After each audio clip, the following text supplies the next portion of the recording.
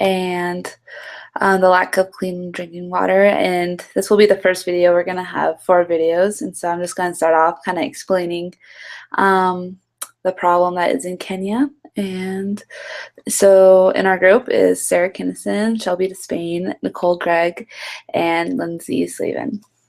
So to start off, we're going to look at some facts. So 40 million people living, there are 40 million people living in Kenya, and 17 million of those are without clean water access. So that's about 42%. So that's a pretty big number. This is due to droughts, poor management of water, contamination, and an increase in demand. And something that we're going to focus on is the contamination factor. So most poor urban Kenyans only have access to polluted water, which is a pretty big deal since the urban area should be the place where they have access to clean water. But this usually leads to cholera endemics, which we'll talk about a little bit later, and which will lead to deaths. And then slightly less than half of rural Kenyans have access to water, which is not good at all, and it's to be expected because it's a rural area, and so they might have to travel farther for water. And so many Kenyans, they use wells to obtain water, and so that's pretty basic. And so, but something that they also use is pit latrines, which are toilets, and they are typically pretty close to the wells, which is a problem. And so it's a problem because the microorganisms, since the latrines are so close to the well, that they travel from latrines to wells, which makes it contaminated. And when I was doing some research, I read that the wells should be elevated in elevated areas and 15 meters from latrines. So this could be an easy fix if the latrines were moved. And so the sources of pollution in the water, the majority of it is from children dipping dirty objects into water, which would make sense. And then this next one I thought was pretty important, is that people may draw water with dirty containers. And so there's just all these germs that are going in and out of the water.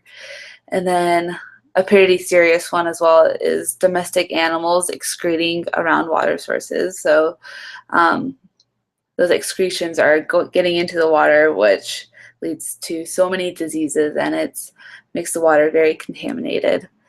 And then the last one, it's only 5%, but people washing their clothes at the water source, and we don't know what kind of germs are on these clothes or whatnot, and so there could be plenty of bad germs that are going to the water because of this. And so a few of these diseases that I found that involve water and that are really prevalent in the Kenya area are malaria. This is a hard word to say, schistosomiasis. Sorry, it's snail fever.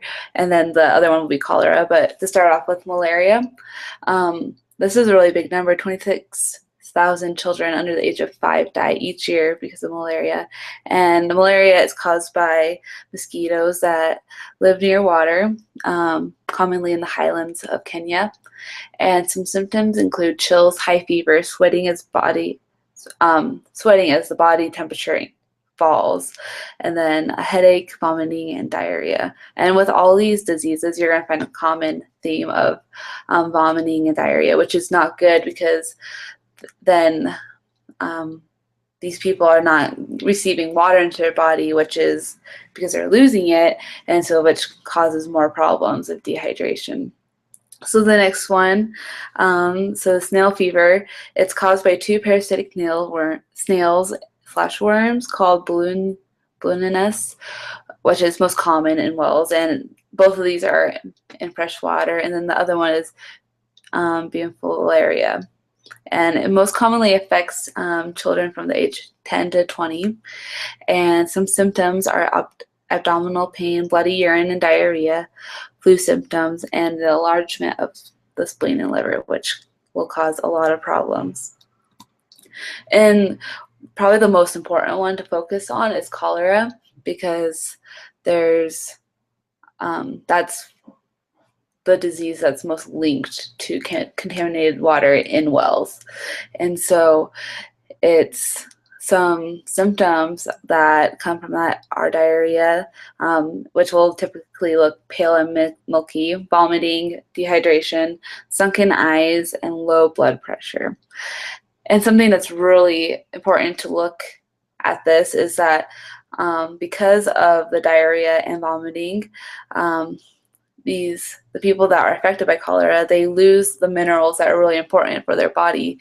And so there's an electrolyte imbalance, which will cause muscle cramps and shock, which can lead to death. And something that's really interesting when I was doing research is that in children, it's a little bit more severe, and that they'll have an altered state of consciousness, seizures, and coma, which is definitely life-threatening and is something to definitely be looked at. All right, so that's it for this section, and so for the next video, we'll bring up our intervention and how we want to fix this problem.